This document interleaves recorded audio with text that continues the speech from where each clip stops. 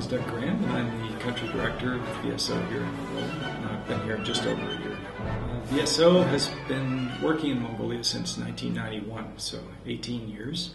And originally when VSO came in, it was to support English teacher training and English language training. And since then it's broadened out quite a bit. Well, there's a range of qualities that we look for. Obviously, they have to come with skills and knowledge in order to sort of help do the work that they're supposed to. But equally important are things like the ability to work in another culture and to understand that you're working in another culture, and the ability to transfer skills and to do capacity building, to leave things behind. Those are amongst the main types of skills we're looking for. Some of the other things that are quite important is adaptability, flexibility, but definitely an understanding of when you're bringing something to a local context, or to the Mongolian context in this instance. It might be an approach that's used in the West or in some of the other countries where our volunteers come from, and maybe parts of it are useful for Mongolia, but not the whole part. So the ability to be able to work with your local counterparts and bring in new ideas, but make sure that it fits with the local context. I think that's critical. And our volunteers come from a range of different countries as well, not just the West, but also some southern countries. So they do have different backgrounds and different cultures of their own. Trying to merge that with the way things work in Mongolia is a critical part of success. In terms of VSO and us bringing in our volunteers, obviously, one of the main things we're trying to do is to identify technical and skill gaps where we can bring in people with that expertise who can help train others to do those things. What we don't want to do is to bring people in with skills that already exist here, because then that's displacing people. But the ideal is to bring somebody in who can provide training and especially capacity building, so that working with a partner organization or with a counterpart, they can leave something behind. And then those people can take it forward, and it becomes more sustainable that way as well. VSO supports several different programs. Probably the most obvious youth program, and maybe the most interesting, is the Global Exchange program, which is supported by VSO and the British Council and works with the local partner organization. And on that program, you have a group of youth from the UK came and, along with a group of youth from Mongolia, spent time working together in development projects in Dornod province. And then, following that experience, they then went and worked in a community in the UK. So both groups of youth got incredible exposure to different cultures, working experience.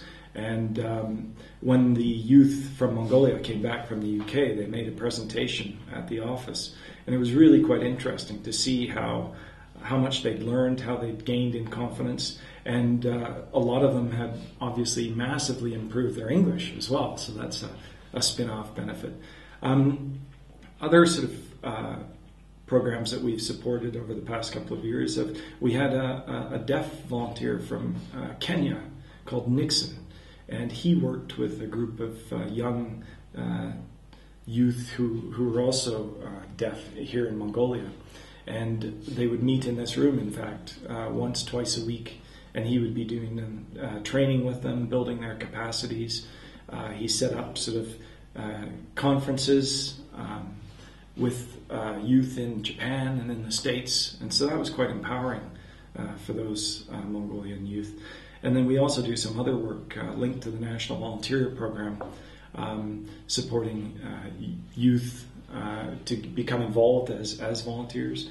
An example of that is the youth interpreter program we have, where we're trying to sort of get youth who are interested in becoming interpreters to work with some of our volunteers to gain experience. And a lot of that also is linked to the National Volunteering Program. My name is Amar. I'm in charge of the National Volunteering Program of VSO Mongolia. National volunteering is where the local people, in this case Mongolian people, work voluntarily to contribute to the development of our own country, our own society and community. And without expecting, especially monetary reward. That's what we mean by national volunteering. One of the projects that we run in Secure Livelihood is the Livelihood Volunteering Project that we implemented with our partner, which is Mongolian Women Farmers Association. 12 participants or national volunteers were trained through this project how to grow vegetable, and 6 of the national volunteers were wheelchair users, the women wheelchair users, and they all 12 participants trained other community members who are in need and helped them to grow vegetable. So the project was run quite successfully. So we are planning to expand this project and replicate in other areas so that disadvantaged people can benefit from this project. Almost there's no any limitations. So almost anyone, any individual or organization or group of people who would like to really help people who are in need, it's welcome. People often do not really understand immediately, I'd say, how they can benefit working without any reward or without, especially without monetary incentive. But in fact, it's very helpful.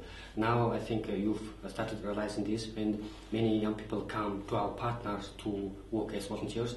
So basically, main benefit is they have lots of opportunities to learn about social issues and what is volunteering, what is poverty, and say what is skills they need in order to increase the awareness of community or change their attitude, or to organize some campaigns, events, training programs. It's very helpful and it's very practical skills that the youth can learn. So I have come to meet Mike, a VSO volunteer who works for a child protection charity. Let's go and find out what he does.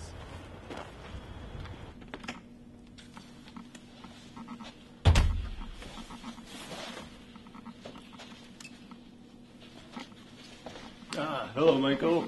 Hello Andrew, thanks for coming. Nice to meet you. So I hear you're a fellow VSO volunteer. I am. So why not tell us what you do here? Okay, have a seat. Thanks. So what is the name of the organisation here? It's called Children and Young People's Protection and Development. And what does it do in Mongolia? Well, we work with homeless children, children who work in the markets, such as Nalantul, children who have been abused, and children who are at risk of abuse. It's a worthy cause. So what do you do for this organisation? I work as a fundraiser and capacity builder, and my job is to make the organisation bigger. Okay, so why not show us around your office? Okay. I'll introduce you to my boss. Okay. This is Matoya, she's my boss and director of S4E3P3, and she has been for 7 years now.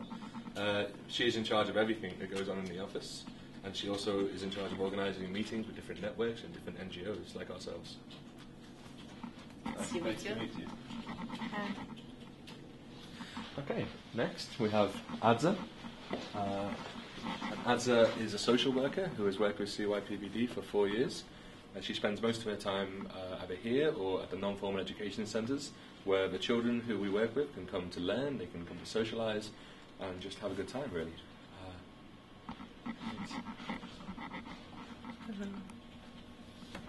Okay, and these are some photographs of some of the children we work with and some of the places we work with them. On the left we have photos of our summer camp where the children can go every summer and just have fun. We also have photographs of our non-formal education centres and also our Soglog Centre, which is a social centre where the children come